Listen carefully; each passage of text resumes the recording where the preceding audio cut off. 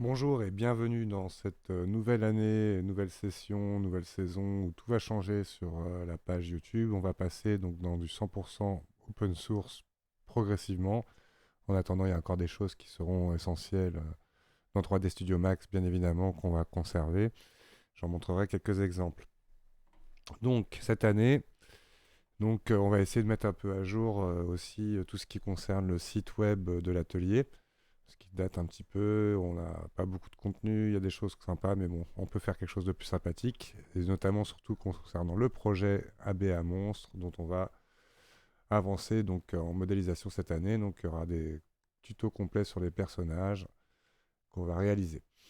Donc ensuite, n'oubliez pas, donc pour les nouveaux, vous avez une page si vous voulez suivre l'atelier Facebook où je mettrai à jour justement toutes les infos. Ceux qui ne sont pas connectés, remarquez que vous pouvez quand même aller sur cette page sans avoir besoin d'être avec un compte Facebook. Elle est publique, ainsi que la page YouTube, où là, bien évidemment, vous aurez prochainement ce tuto qui va arriver avec une série de tutos donc qui vont être consacrés à Blender. Cette année, donc, on passe à Blender complètement. On remplace 3D Studio Max par Blender et on va venir donc progressivement, justement, on va utiliser d'autres logiciels donc comme Krita pour remplacer Photoshop et arriver dans un monde open source et surtout multiplateforme. 3D Studio Max n'étant que sur Windows, ça m'a souvent causé des problèmes dans les personnes qui n'avaient que des Mac pour venir suivre l'atelier, même si on sait qu'on peut installer à Windows, etc. Bref, c'était plus simple. Donc au final, on va installer Blender. Donc Blender marche sur quasiment toutes les machines, sauf les très vieilles. Leur développement actuel n'a pas reporté, je dirais, les bibliothèques de drivers en dessous de OpenGL 3.3, donc qui est nécessaire pour pouvoir lancer Blender. Donc quoi qu'il arrive, il ne marchera pas forcément très très bien, mais il arrivera à fonctionner quand même et il sera très lent sur les très vieilles machines. Et donc pour ça, il y a un fixe que vous pouvez utiliser, c'est de télécharger pour la 32 ou la 64 bits le fichier justement open32.dll et le mettre dans la racine de votre dossier de Blender. Si vous avez un souci, on en reparlera et on essaiera de le régler.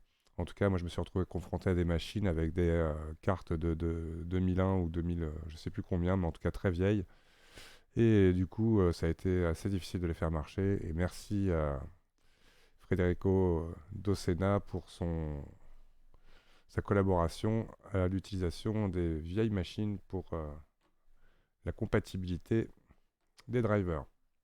Donc, voilà, cette vidéo est terminée. Donc, n'oubliez pas quand même de télécharger Blender. Donc, je conseille, moi, je vais utiliser la version expérimentale. Donc, je vais quand même en parler avant d'ailleurs de clore ce chapitre. Donc, pour télécharger l'expérimental, vous pouvez automatiquement télécharger pour les plateformes sur lesquelles vous travaillez. Et c'est juste un zip à décompresser et vous lancez l'exécutable et la version marchera tout de suite. Donc bien évidemment, essayez de décompresser ça dans un endroit comme un dossier de travail. Et donc voilà, à partir de là, vous pourrez donc accéder à Blender. Donc je vais aussi justement, aussi avant de terminer, vous parler de pourquoi on ne va pas complètement abandonner 3D Studio Max. Parce que dans 3D Studio Max, il y a quand même des fonctions, surtout celles qu'on va utiliser cette année pour l'animation, qui sont quand même ultra efficaces pour faire de l'animation. Genre une scène comme ça, c'est réalisé en 5-10 minutes à peine avec les outils de Character Animation Tools de 3D Studio Max. Et donc du coup, effectivement, ça nous fera venir, quand on en sera à ce stade-là, dans 3D Studio Max, et bien évidemment, on réexportera nos animations pour aller à nouveau vers Blender pour faire du rendu. Donc ça, tant qu'il n'y a pas un outil vraiment similaire, avoir un accès aussi simple à l'animation, 3D Studio Max le fait très bien. Donc ça, c'est pour ça qu'on switchera à un moment donné sur 3D Studio Max. Donc voilà, cette petite présentation de la session 2019-2020 qui va s'orienter complètement dans l'open source progressivement. Mais en tout cas, à la fin, à terme, on essaiera d'avoir plus du tout besoin de licence ou quoi que ce soit, ou de logiciels payants.